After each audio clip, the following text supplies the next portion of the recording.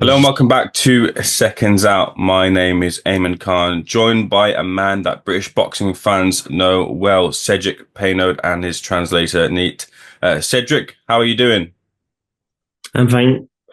Good, great to hear. Look, what are you up to these days? I noticed you had some time out of the sport, but you had an active 20. 2024, j'ai fait les championnats de France. Okay, so since 2024, he made the championships. Et que je reste sur 5 combats, j'ai 4 victoires. Okay, he has made 5 combats, with 4 victory. What are your goals for 2025? Where do you want to be at the end of the year? So he's preparing for May for the French championnat in May.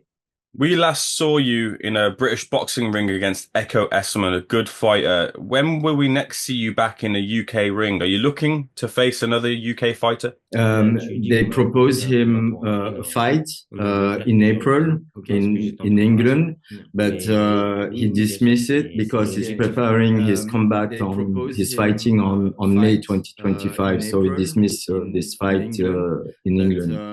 Well, hopefully we get to see you back in the UK soon. Is there any names in the UK that are at the top of your hit list? No, he would like to be in progress in his category of weight, to maybe challenge and fight somebody in his category. Let's get to the conversation. I said that British boxing fans will remember you very well, and that is because of the 2 fights with Conor Benn. What's your reflections on those fights, first of all? So he says he's in these 2 fights, his best souvenir was on the first fight, because don't forget that for the first fight he was only 4 days preparing the fight with Conor Benn, but because he was in the progress of fighting already, he was already prepared for this. And he keep a very good souvenir from the first fight than the second fight. I saw on your Instagram you said it was a post, so I don't know about the translation, so maybe it's a little bit off, but the post said that I guess the fight left you with a little bit of a PTSD. What mark did the fights leave on you? No, so there's many factors on the second fight, so many parameters that preparation, the judgment of the arbiter. Sometimes it wasn't so fair, and also the promotion, it was not quite like a straight fight without just for the fighting. So many parameters who keep them not so good in the spirit. How do you feel looking at the tape of Conor since your fights with him? How do you feel he's progressed as a fighter? Has he become a better fighter? So for Cedric, the thing is, the first thing that he can see is before Conor didn't have like fighters who could push Conor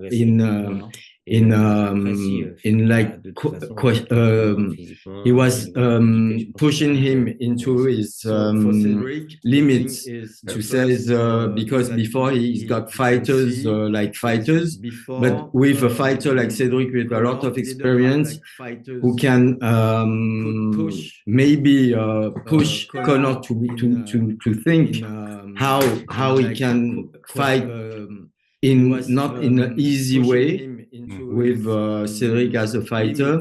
So for sure, with the training, with all that, he make progress. But what says Cedric is, with the fight with Cedric, he can progress also in his head, in his mentality.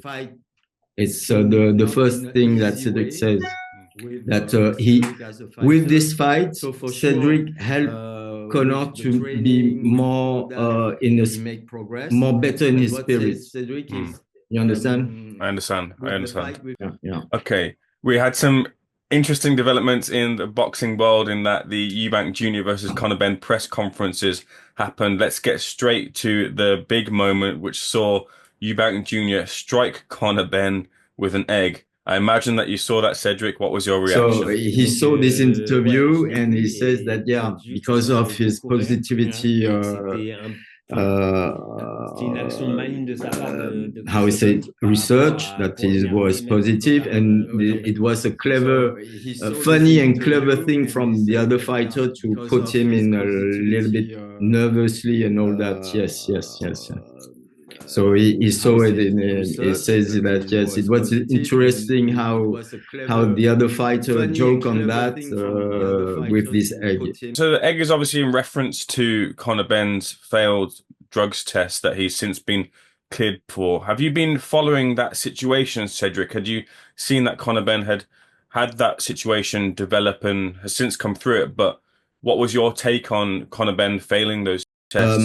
Back to the second fight, Cedric and Conor, there was no test of drugs at the end. Alors qu'il y avait une ceinture en jeu. And it was a very important fight because you got a belt at the end of this fight. And there was no test of dopage and all that, drug tests for this event. And what is a big event? The thing of Cedric is since that for these two fights and big event, there was no drug test for this big event, and it was not normal, and it was not so sportive in the spirit, the mentality of sportive, and maybe because his promotion, his team of promotion didn't want that to make test drug and keep him away from this test, and maybe the terms and the finality of this shouldn't be the same with test drug. The other interesting element to the fight with Eubank Jr. and Conor Benn is a rehydration clause. Now, you'll know yourself, Cedric, that when it comes to fights, you have to make weight, and sometimes it can be hard, sometimes it can be easier. As you get older, sometimes it's more difficult, but Eubank Jr. can only weigh in at 170 pounds of the weight on the day against Conor Benn, having made the middleweight limit of 160 pounds, so 10 pounds he can only rehydrate. How will that affect Eubank Jr., do you feel? Cedric says that, yes, for sure, if there's no contract, the clause of term regarding the reduction, and if at the day of fighting he has more, for sure it's advantage for the other fighter. With that all said, what is Cedric's prediction for the fight between Eubank Jr. and Benn? So regarding, according to Cedric, because of the fight at with the eggs and all that, he says that Conor should, since the first gong, make the booster at the gong to put more trust in his fight and all that against the other fighter, and after it depends for if there's a stress, nervosity and all that, all the animosity of this fight, because there's a lot of nervously things happen between the two fighters. So for him, Conor should be a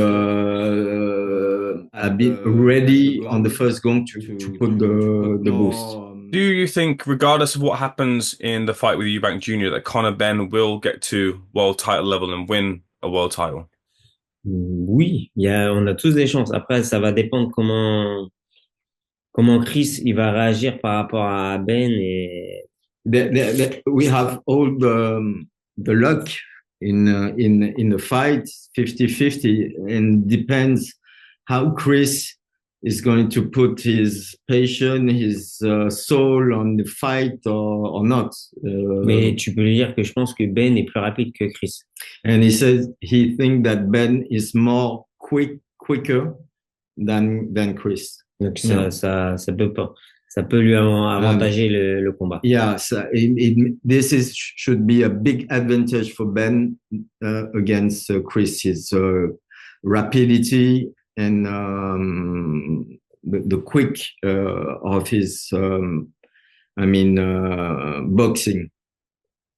Cedric, it's been a pleasure speaking to you. I'll leave the final word with yourself. Is there any message you want to send to Conor Benn, the boxing world, whatever it is you want to say? What is it you want to say to the boxing world before we close out the interview? Et il a dit, on va te laisser le dernier mot pour cette interview. Est-ce que tu as un message à faire passer à Conor Benn? Qu'est-ce que tu veux lui dire?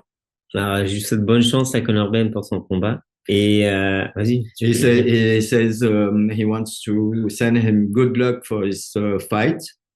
Et petit message de manière générale, c'est que là, je combats pour les titres de mon pays, donc je prends la position de numéro 1 de mon pays et après je débarque dans le vôtre. Voilà. So he says that a small message to him that he's preparing to a fight for a French championnat to be number 1, and the next step he will be coming by boat in England to fight him. Brilliant. Thank you so much for speaking to Seconds Out. Much appreciated. And hopefully see you back in the UK very soon.